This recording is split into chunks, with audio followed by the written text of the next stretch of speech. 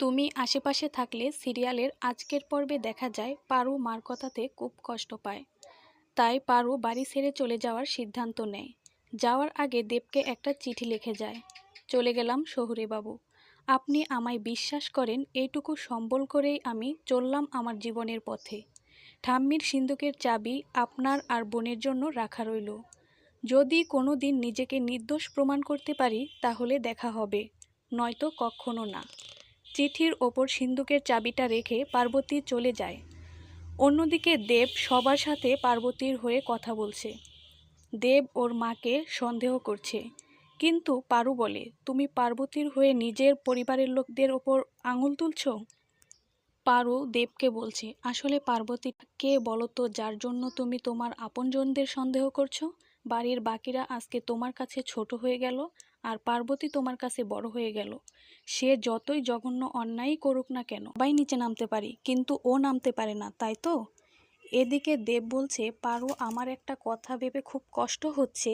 যে মেয়েটা বাড়ির সবার কাজ করে দিয়েছে, যখন যে যা বলেছে সবটা করেছে, তার ব্যাপারে নোংরা নোংরা কথা বলতে কারো জিভ কাঁপছে না, আবার তারই বাড়িতে দাঁড়িয়ে। তোমরা চাইলেই পার্বতীকে তাড়িয়ে দিতে পারো না, বরং তোমাদের যদি কারো অসুবিধে থাকে পার্বতীর সাথে থাকতে, তাহলে তোমরা এখান থেকে চলে যেতে পারো। পার্বতীর বাড়িতে দাঁড়িয়ে তোমরা পার্বতীকে কাজের লোক, চরিত্রহীন যা তা বলে যাচ্ছ। আর পার্বতীকে বলি, তুমি কেন সহ্য করছো এগুলো? বলে পিছনে তাকিয়ে দেখে পার্বতী এখানে নেই। সবাই পার্বতীকে খুঁজতে শুরু করে। দেবের মা সবার আগে পার্বতীর ঘরে গিয়ে সিন্দুকের চাবি আর চিঠিটা পায়। পেয়ে চাবিটা সামলে রাখে। আর দেব পার্বতীকে দেখতে না পেয়ে পাগলের মতো ছটফট করছে এবং কান্না করছে। এগুলো দেখে পারু ভেঙে পড়ে, বলে, দেব পার্বতীর জন্য ছটফট করছে কেন মা? পার্বতী এত বড় একটা অন্যায় করেছে, তবু দেব ওরই সাপোর্ট করছে। পার্বতী আমার জীবনটা শেষ করে দিচ্ছে, পার্বতী আমার সাথে ঠিক করেনি মা, বলে পারু খুব কান্না করছে। দেবের মা সিদ্ধান্ত নেয় পার্বতীকে মেরে ফেলবে। সে তার ভাইকে বলে, তোর 10-20 লাখ টাকা যা লাগে তোকে আমি দিব, তুই পার্বতীকে একেবারে শেষ করে দিবি। পার্বতী হোস্টেলে গেছে, সেখানেই তুই পার্বতীকে পিষে ফেলবি। দেব পার্বতীকে হোস্টেলে খুঁজতে যাবে বলাই দেবের মা বলে, দেব তুই হোস্টেলে যাবি না, একটা কাজের মেয়েকে খুঁজতে হোস্টেলে যাবি কেন? দেব বলে, চুপ করো, চুপ করো, চুপ করো মা, তুমি জানো না আমি কেন ছটফট করছি? এই সব কিছু তোমার জন্য হয়েছে মা। পারু বলে, কি জানার কথা বলছো দেব? তুমি আমাকে বলো কোন সত্যিটা। দেব বলে, তোর কোনো দোষ নেই পারু, পার্বতীরও কোনো দোষ নেই, সব দোষ আমার।